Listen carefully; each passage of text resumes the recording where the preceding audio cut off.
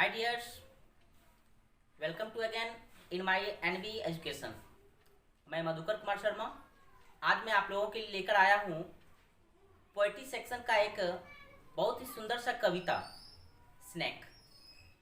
आज हम लोग स्नेक पढ़ेंगे जिसमें की बात करने वाले हैं कि D.H. लॉरेंस इसके लेखक, इनके जो कवि हैं जो स्नेक कविता को लिखे हैं, आज मैं इनके द्वारा लिखे हुए कविता के बारे में आज डिस्कस करेंगे।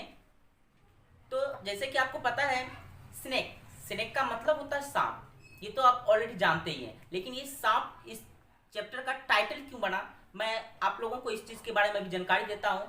तो चलिए, जिन बच्चों के पास यदि अभी आप तक बुक नहीं लाया है ना, सबसे पहले आप बुक सामने रखिए और तब जाकर हमारे इस लाइन बाय लाइन टॉपिक पर ध्यान रखिए, जिससे कि आपको समझ में आ जाएगा। क्योंकि आप लोग जान रहे हैं ना कि बिहार बोर्ड आप लोगों को line by line, that means one lined question पूछ रही है।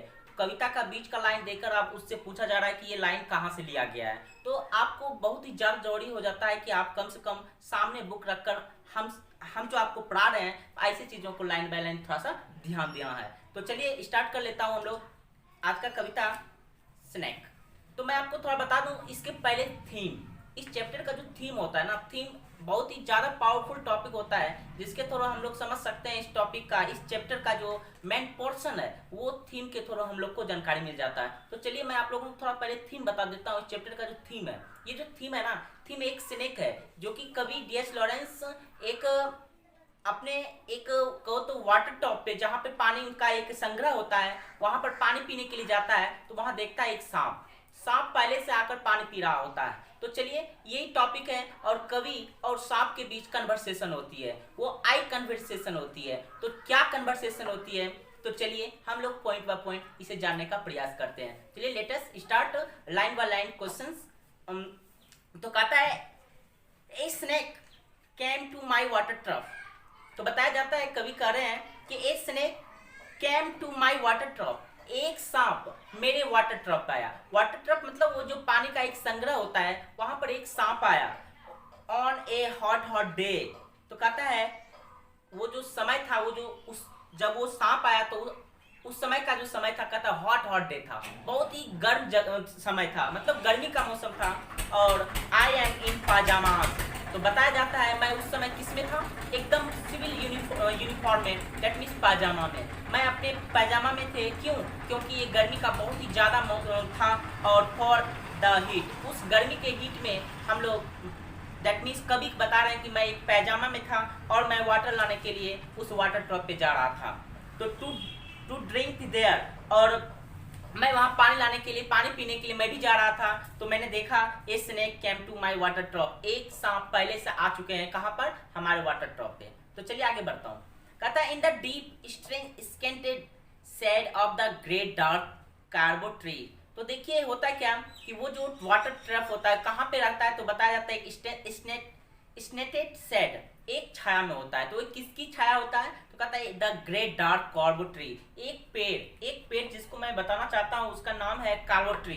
ये बहुत ही विशाल पेड़ है, उसी के नीचे एक वाटर ट्रफ है। और वो जो है कहता है उस छाया से, मतलब उस पेड़ के नीचे से एक विचित्र सा क्या था, सेंटेड आता है, बहुत विचित्र सा सुगंध आता था।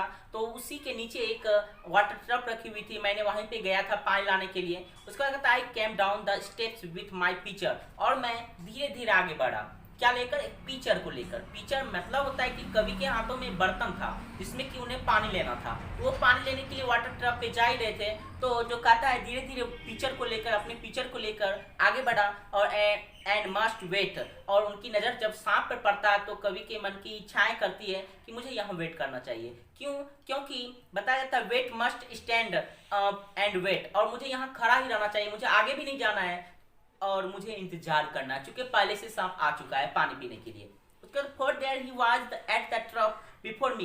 क्यों ऐसा सोच रहे हैं कवि? क्योंकि कह रहे हैं कि मैं बाद आया हूँ और स्नेक पहले आ चुका है। स्नेक जो है पहले ही आ चुका है पानी पीने के लिए, इससे पता चलता है कि मुझे वेट करना पड़ेगा, क्योंकि मुझसे पहले सांप आया है तो सांप पानी पिएगा। उसके बाद आगे देखिए क्या होता है, he reached down from a fissure in the earth wall in the gloom. देखिए बताया जा रहा है, वो सोच रहा है सांप आखिर आया कहाँ से। अभी आई कांटेक्ट है, कवि और स्नेक के बीच जो आई कांटेक्ट है वो आंखों आंखों में बात हो रही है, और कवि अपने आप से थिंकिंग कर रहा है। क्या थिंकिंग कर रहा है? The reach down from the fissures, कहता है ये जो है ना, ये सांप ये आए हुए हैं। तो कहाँ से? एक फिशर से, एक दरार से आया हुआ है। वो कहाँ से, कहाँ का दरार? कहता है in the earth wall in the gloom. वो जो धरती है, जो जमीन होता है, जमीन फट कर, जमीन जब क्रैक कर जाता है तो वहां एक बड़ा सा दरार बन जाता है। तो उस दरार के, उस अंधेरी दरार से, ये ग्लूम से ये सांप बाहर निकल कर आए हुए हैं। And trailed his yellow brown slackness soft well down. तो देखिए और कितनी सारी बातें कर रहे हैं। कहते हैं वो ट्रेल कर रहा है, वो खिसक रहा है।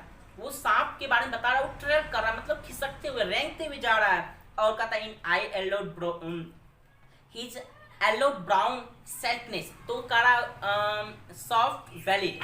वैलिड उसका जो वैलिड है, मतलब उसका जो एक शरीर है, बॉडी है, जिसको ऐसे वैलिड का मतलब पेट होता है, ठीक है ना। तो मैं इसको बताना चाहता हूँ, वैलिड उसका पूरा बॉडी जो शरीर है वो कहता है कैसा है? तो येलो ब्राउन है। कलर कैसा है उसका? तो येलो ब्राउन का उसका पूरा बॉडी है। और उसके बाद कहा जा रहा है कि well down over the edge of the stone trough. अब वो धीरे धीरे वो जो पत्थर का बना हुआ जो वाटर ट्रॉप है, जिसमें पानी लेने के लिए जाना है कवि को, और वहां से पहले ही सांप आ चुका है। तो वो कह रहा है कि वो जो पात्र है जिसमें पानी रखा हुआ है वो एक स्टोन का बना हुआ है। तो वो कहता है उसके एज पे, उसके किनारे पर कौन चला गया? तो वो सांप, पहले सांप उसके किनारे पर चला गया। और कहता है and rested his throat upon the stone button. और क्या करता है? वो अपने गर्दन को, थ्रोट को वहां पे रेस्टेड कर रहा है, उसी बटन पर, मतलब वो जो वाटर ट्रॉप था उसके तली, बटन मतलब तली होता है, उसके तली पर वो क्या कर रहा था कि अपने आप को रेस्ट कर रहा था, अपने गर्दन को उस स्टोन पर रखकर रेस्ट कर रहा था। उसके बाद क्या हुआ आगे देखते हैं। कहते हैं and where the water and drifted from the taps. और टैप्स से, टैप्स मतलब होता है वो जो नल जिससे पानी टपकता है। तो कह रहा है कि वो पानी जो ड्रिफ्ट हो रहा है, वो वाटर वहां से ड्रिफ्ट हो रहा है इन ए स्मॉल क्लियरनेस। और उस स्मॉल क्लियरनेस से जो पानी क्या कर रहा है?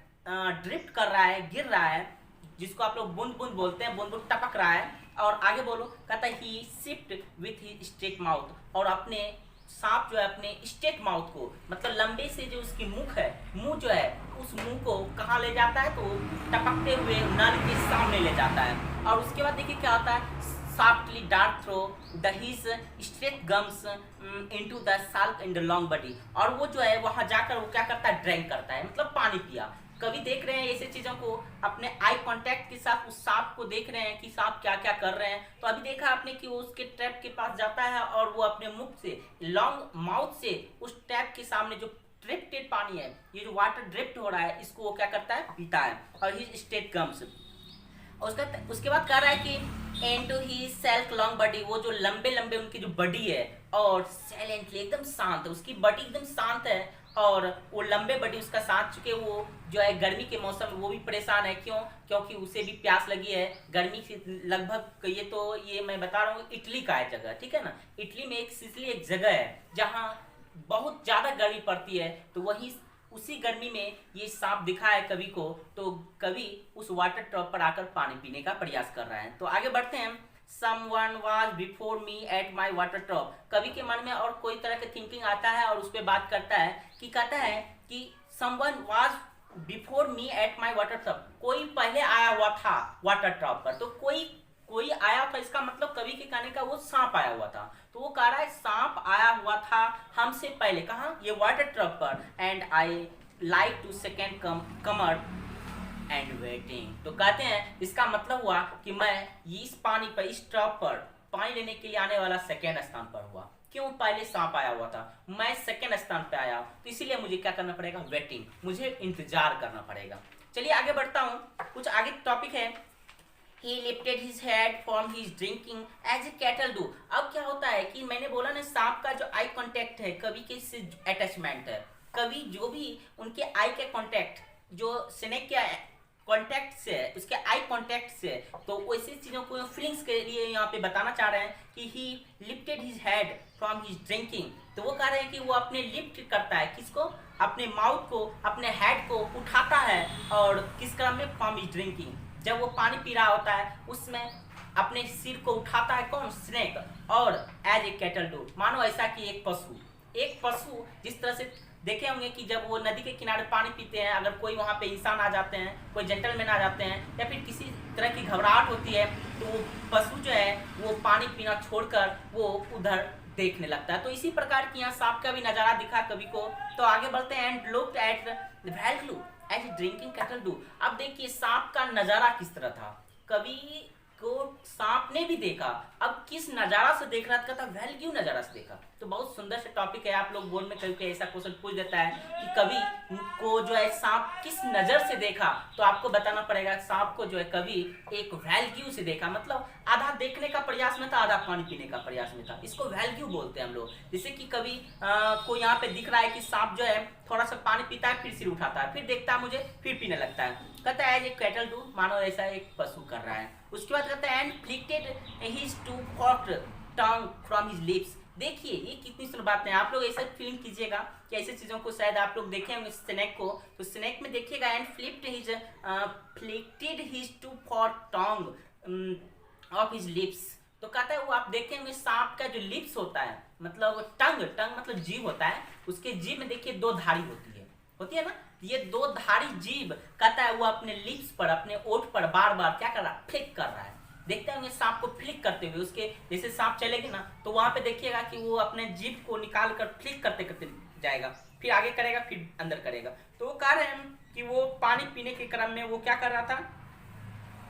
अपने मुख जीभ को लिप्स पे फ्लिक करते हुए नजर आ रहा था। एंड मस्ट एंड मूवमेंट, और ऐसा वो लगातार करते रहा था। उसके बाद देखता हूँ and stop and drank a little more. तो वो कहता है कभी रुकता था, कभी अधिक देर तक पानी पीने लगता था, कभी फिर से मुख को उठाकर देखता था। कभी कह रहे हैं मैं ऐसे नजारा कभी तक मैं देख रहा हूँ। कहता है being earth from earth golden from the burning bowels of the earth.